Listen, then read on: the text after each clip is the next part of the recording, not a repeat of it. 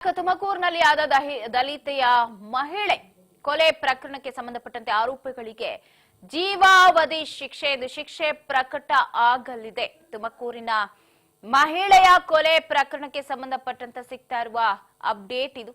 2010ರಲ್ಲಿ ಆದಂತಹ ಘಟನೆ. 2010ರಲ್ಲಿ ದಲಿತ ಮಹಿಳೆಯನ್ನ ಕೊಲೆ ಮಾಡಿದ್ರು ಆರೋಪಿಗಳು. ತುಮಕೂರು ಜಿಲ್ಲಾ ಸೆಷನ್ ಕೋರ್ಟ್ನಿಂದ ಇವತ್ತು ಮಹತ್ವದ ತೀರ್ಪು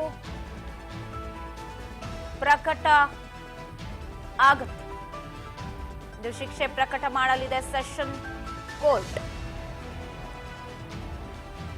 ಗೋಪಾಲಪುರ ಗ್ರಾಮದಲ್ಲಿ ನಡೆದಿದ್ದ ಮಹಿಳೆಯ ಕೊಲೆ ಪ್ರಕರಣ.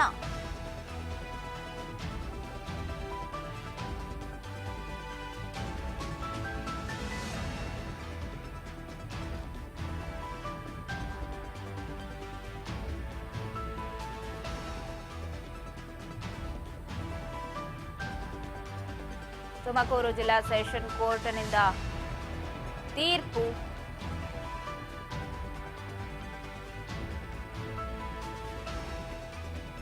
ಹೊರ ಬೀಳತ್ತೆ ಇವತ್ತು.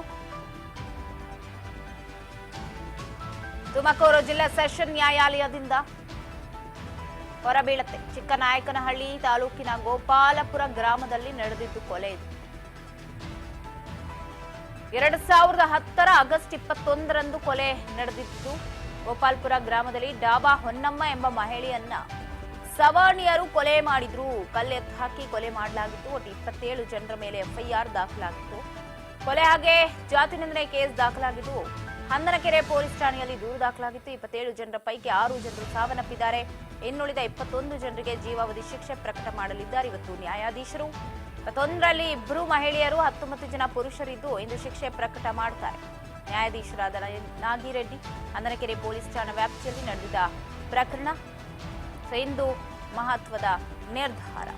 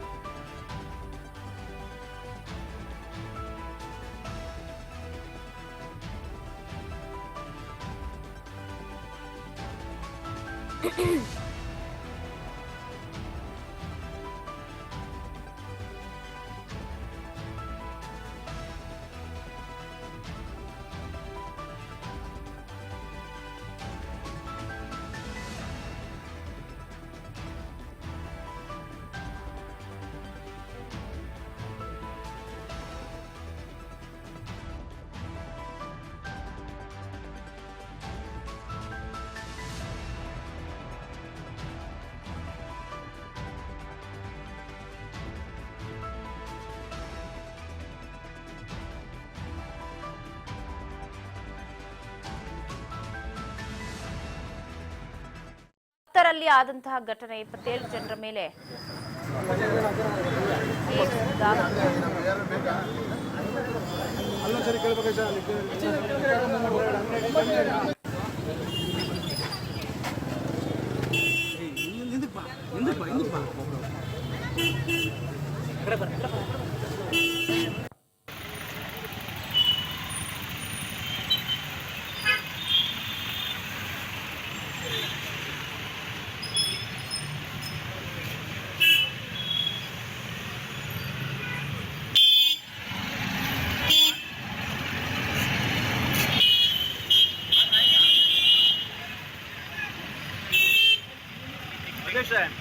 ಬಗ್ಗೆ ಮತ್ತಷ್ಟು ಅಪ್ಡೇಟ್ಸ್ ಪಡೆದುಕೊಳ್ಳೋಣ. ಪ್ರತಿನಿಧಿ ಮಹೇಶ್ ಫೋನ್ ಸಂಪರ್ಕದಲ್ಲಿದ್ದಾರೆ.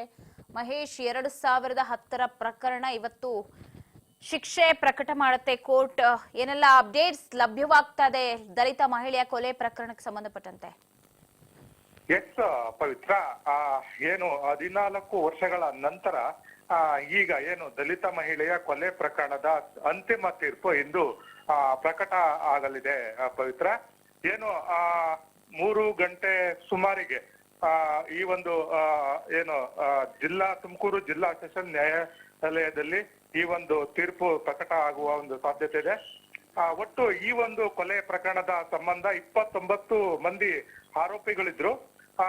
ಆರೋಪಿಗಳ ಪೈಕಿ ಈಗ ಏನು ಈಗ 21 ಮಂದಿಗೆ ಈಗ ಜೀವಾವಧಿ ಶಿಕ್ಷೆ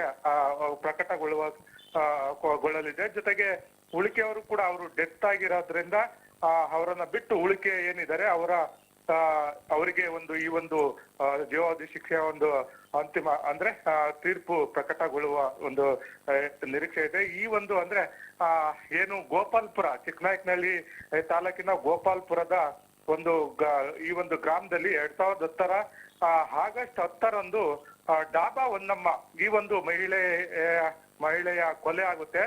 ಆಕೆ ಕೊಲೆಯ ಒಂದು ಸಂಬಂಧ ಈ ಒಂದು ಕೇಸು ದಾಖಲಾಗುತ್ತೆ.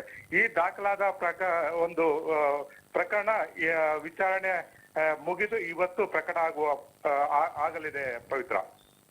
ಎಸ್ ಮಹೇಶ್, ಯಾವ ಕಾರಣಕ್ಕೆ ದಲಿತ ಮಹಿಳೆಯ ಕೊಲೆ ಮಾಡಿದ್ರು ಅನ್ನೋ ಮಾಹಿತಿ ಏನಾದ್ರೂ ಲಭ್ಯವಿದ್ಯಾ ಹೇಗೆ ಅಂತ? ಪವಿತ್ರ, ಈ ಒಂದು ಅಂದ್ರೆ ಚರಂಡಿಯ ಒಂದು ಬಾಕ್ಸ್ ಚರಂಡಿಯ ವಿಚಾರವಾಗಿ ಈ ಒಂದು ಪ್ರಕರಣ ಅಂದ್ರೆ ಈ ಒಂದು ವಿಚಾರವಾಗಿ ಗಲಾಟೆ ಆಗುತ್ತೆ. ಗಲಾಟೆಯ ಸಂಬಂಧ 27 ಮಂದಿ ಸೇರಿ ಒಬ್ಬ ದಲಿತ ಮಹಿಳೆಯ ಮೇಲೆ ಹಲ್ಲೆ ನಡೆಸಿ ಕೊಲೆ ಮಾಡಲಾಗ್ತದೆ. ಈ ಒಂದು ವಿಚಾರ ಅಂದನಕೆರೆ ಪೊಲೀಸ್ ಠಾಣೆಯಲ್ಲಿ ಪ್ರಕರಣ ದಾಖಲಾಗಿ ಕೋರ್ಟ್ನ ಮೆಟ್ಲೇರುತ್ತೆ. ಈ ಸುದೀರ್ಘವಾಗಿ ವಿಚಾರಣೆ ನಡೆಸಿದ ಕೋರ್ಟ್ ಇವತ್ತು ತೀರ್ಪನ್ನ ಪ್ರಕಟ ಮಾಡಲಿದೆ ಪವಿತ್ರ.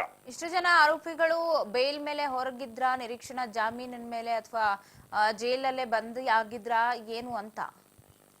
ಪವಿತ್ರ, ಇವರು ಅಂದ್ರೆ ಪ್ರಾರಂಭದಲ್ಲಿ ಜೈಲಿನಲ್ಲಿದ್ರು. ನಂತರ ಇವರು ಬೇಲ್ನ ಒಂದು ಹಿನ್ನೆಲೆಯಲ್ಲಿ ಅಂದ್ರೆ ಬೇಲ್ನ ಇಂದ ಹೊರಗಡೆ ಇದ್ರು. ಈ ಒಂದು ಪ್ರಕರಣ ತೀರ್ಪು ಇದು ನೋಡ್ಕೊಂಡು ಏನೋ ಇವ್ರಿಗೆ ಶಿಕ್ಷೆಯನ್ನ ನೋಡ್ಕೊಂಡು ಈಗ ಇವ್ರಿಗೆ ಓಕೆ, ಥ್ಯಾಂಕ್ ಯು ಮಹೇಶ್ ಮಾಹಿತಿಗಾಗಿ. ಗೋಪಾಲಪುರ ಗ್ರಾಮದಲ್ಲಿ ನಡೆದಂತಹ ಘಟನೆ ಇದು.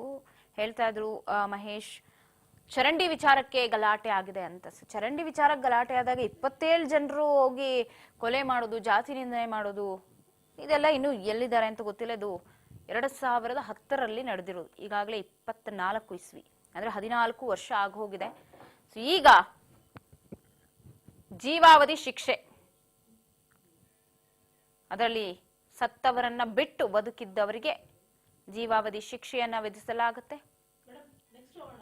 ಇನ್ನು ಮಧ್ಯಾಹ್ನ ಮಹತ್ವದ ತೀರ್ಪು ಪ್ರಕಟವಾಗಲಿದೆ.